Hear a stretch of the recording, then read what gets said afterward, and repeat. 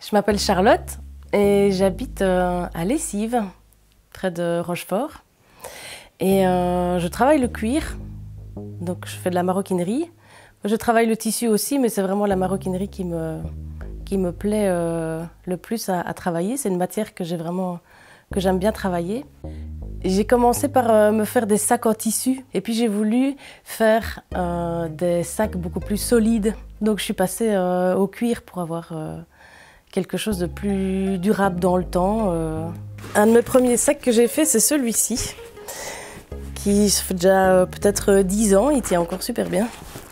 Et je l'ai fait avec des cuirs de récup et qui m'a donné envie d'en faire plein d'autres. Donc au début, j'ai travaillé avec des cuirs qui sont tannés chimiquement, des cuirs qu'on trouve un peu partout, qui sont tannés au Maroc, voire en Chine ou un peu partout dans le monde, parce qu'ils sont moins chers. Et donc j'ai commencé avec ces cuirs-là, mais je me suis vite posé la question de l'origine de ma matière première, et c'est pour ça que maintenant je ne travaille plus qu'avec des cuirs qui sont tannés végétalement, donc avec de l'écorce de chêne. C'est des cuirs qui sont du coup beaucoup plus naturels. Il n'y a pas de chrome dedans, parce que le tannage chimique, on met beaucoup de chrome dedans. Et je les traite moi-même, donc je les teins avec des teintures qui n'ont pas de solvant en fait. Je fabrique des ceintures, des sacs et des carnets aussi. Je me suis pris de passion pour l'assemblage du papier avec le cuir. Je trouve que ça fait vraiment des beaux objets. Alors comme je suis maman de 2 enfants, je me suis vite posé la question de l'utilisation des langes. Et comme je savais un peu coudre, j'ai acheté des tissus et je leur ai fabriqué des langes lavables. Et à partir de ça, j'ai développé toute une gamme de produits en tissu, en coton bio,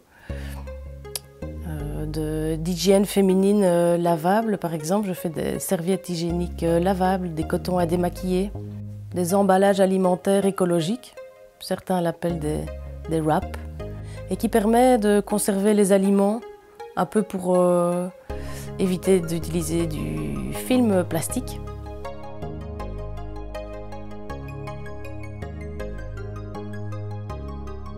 Oui, donc les gens ont peut-être un manque d'informations par rapport à l'origine du tannage. La plupart des personnes ne sont pas inquiets de savoir d'où provient le cuir.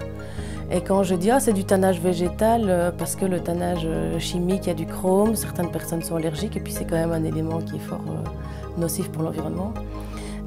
Les gens, ils sont contents de le savoir, mais c'est pas une question qu'ils me posent. Ils me demandent parfois « il vient d'où », mais pas comment il a été tanné. Ce projet me permettrait de pouvoir vendre plus facilement mes produits.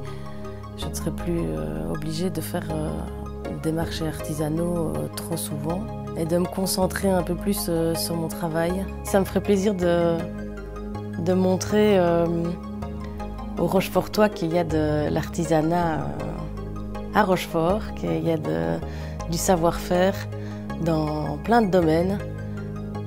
Et je me suis rendu compte que je n'étais pas la seule non plus dans le coin à travailler le cuir, donc il y a un certain savoir-faire rochefortois dans la maroquinerie.